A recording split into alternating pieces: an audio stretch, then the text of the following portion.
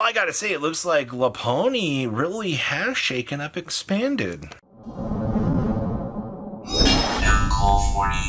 So make sure you guys smash that living crap out of that subscribe button so you guys don't miss out more often. Our locals ran their annual Expanded event, and it was actually really cool to see this. I was unfortunately AFK for Gundam, and you guys know I love this format to death, but I still got the tournament data to actually look at here because I was a little bit curious, how is Expanded, evolving with the release of Mega Pokemon? Because I've seen some interesting results for Megas out of Japan, and it really has been a interesting time to see, Laponi. Obviously, when we do get the Mega Dragonite, I do think you will see a resurgence back of Regidrago back into the meta. But we did have two Laponi decks actually running around the meta. One was Vileplume. The other one was actually kind of an interesting concept, playing the Vileplume stuff with Gothitelle, which actually I have not seen any concepts like that running around, which is kind of interesting. Lugia ended up winning the event, as we have seen over time. I mean, Lugia is kind of just the powerhouse that his job is to just turbo up energies and then just go to town. I mean, it's that Regidrago, sometimes Mew, depending on, the meta, are going to kind of be the boogeyman of this format, and Lugia has definitely got one of the better setups into the Vileplume matchup, which is not bad. We also did see Dragapult doing its thing in here, actually placing pretty well.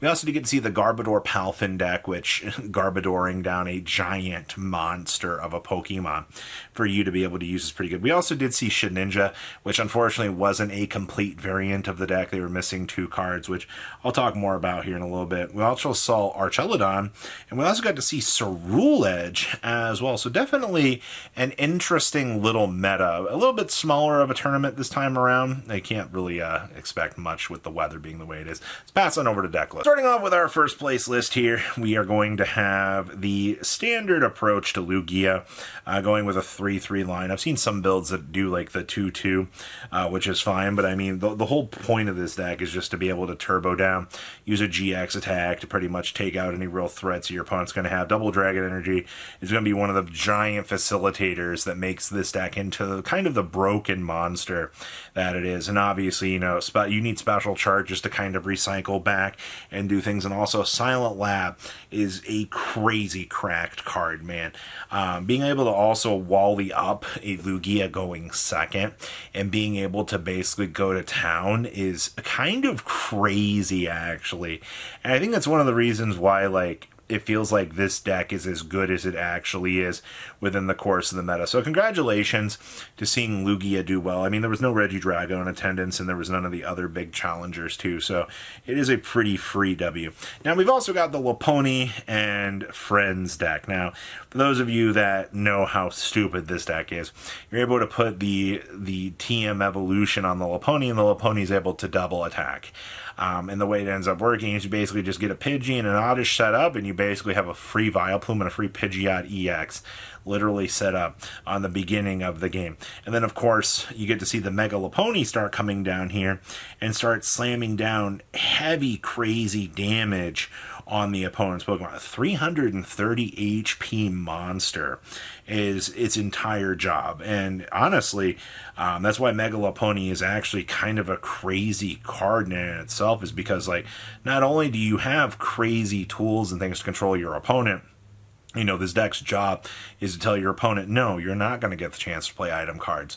So, Lugia can kind of bypass that, which is kind of cool, to say the least. So now we go into our Dragapult deck. Now, you're going to notice here, their only real major changes to this are going to be, you have Crobat entering into the fray, and dear old Double Dragon Energy is back in the mix, which is actually kind of nice. I know, right? Slamming down a Double Dragon on a Dragapult is going to feel pretty stupid, but we also do get to see access to the Spirit Tome, or excuse me, the Duskull line in here as well.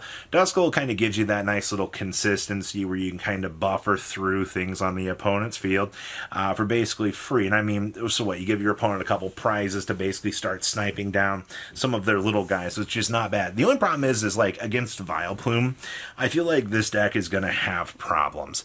But this deck was very much able to get third place, which is kind of impressive, honestly. I didn't necessarily think that, Dragapult would be a contender and expand without like Vileplume to back it up, but looks like the deck did just fine. Now we have our next Lopunny list, and this list is actually kind of cool. This list is relying on Garbodor to kind of slow down the course of the game, but also you do get to see the Lopunny coming into play here, which, by the way, using Lopunny and the little Bunnelby here to get that double attack so you can kind of start to set up that bench is actually what you want to be seeing. This does very much bring up the question of, is Lopunny going to be, that very big metagame challenger kind of going forward? And I do think it is. I think Lopunny is definitely one of the stronger tools that recently entered into the meta, only because, like, it is, like I said, 330 HP is crazy to think about, man. And you're telling me that you think that you can overcome that very, very easily? Because the answer is no. No, you can't. It's, until we get Dragon Ascent, ugh. Next up is the Palfin Turbo Garbodor special. So what ends up happening with this hilarious interaction is Wobbuffet basically turns off your 0 to hero ability in your hand, which means I can start bringing down these very, very huge Palfins, and I can start punching things that my opponent has like that. And that's kind of the entire job for this deck, is just to be able to beam through those big problem Pokemon that the opponent has, and that's great, man. Unfortunately, this deck just feels a wee little smidge slow in the way that it's trying to do its take-up. And I mean, that's fine. I mean, you have to establish a Wobbuffet, and then you have to have, the pre-evolution set up, and then you have to be able to go into the Palfin. It does take, like, a good solid turn or two of setup to actually kind of get the deck going. But when it does, though, it usually has a pretty good setup to do its job. And then we have the Shedinja Turbo Pile. Now, the way that this deck works is you basically are going to use the Shedinja to put damage counters on the opponent's Pokemon until it has 10 HP left. And then your goal outside of that is to use things like the Hypnotoxic lasers to be able to outgrind anything that the opponent might be basically trying to use as troublesome cards for you. I mean, a free Hypnotoxic laser in the Shedinja attack pretty much just wipes out any mon that your opponent's going to have in the course of the game. And unfortunately, they were missing Talonflame V, which is one of the most important parts of the deck. They ended up playing a Semi-Sphere V instead because they just couldn't get the tools for it. You can blame the Postal Service for being late. Had that been the case, I think this deck might have been a little bit different of a monster, to say the least. But it did manage to do all right. I really wish we could have actually seen this do a little bit better, because this deck seems so good. And then we had our Shelodon showing up back here. Another, what is expanded right now, man? It's nothing but 300 HP plus mons that are basically trying to do its thing. You got 9 Steel Energy in here. They were also playing double VS Seeker, basically trying to create these super big turboed boss mons. But also, you've got a lot more cool steel support in the back end here that you can kind of mess around with, which is actually kind of cool to see. I kind of appreciate that.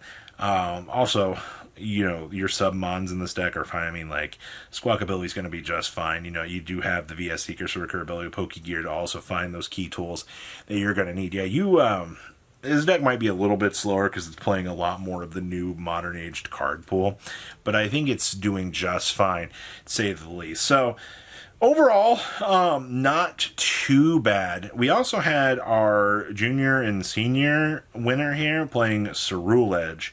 Now, Ceruledge kind of gets to cheat things up here pretty strongly because, I mean, battle compressors, dumping down a lot of the key components. I mean, this deck's job is just to make big fire attacker go burr.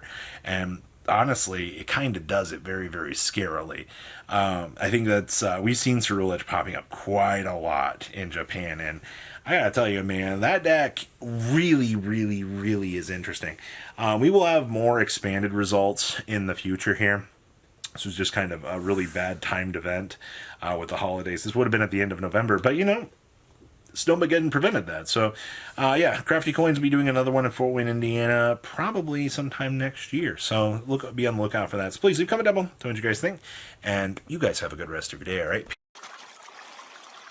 Patrons, thank you.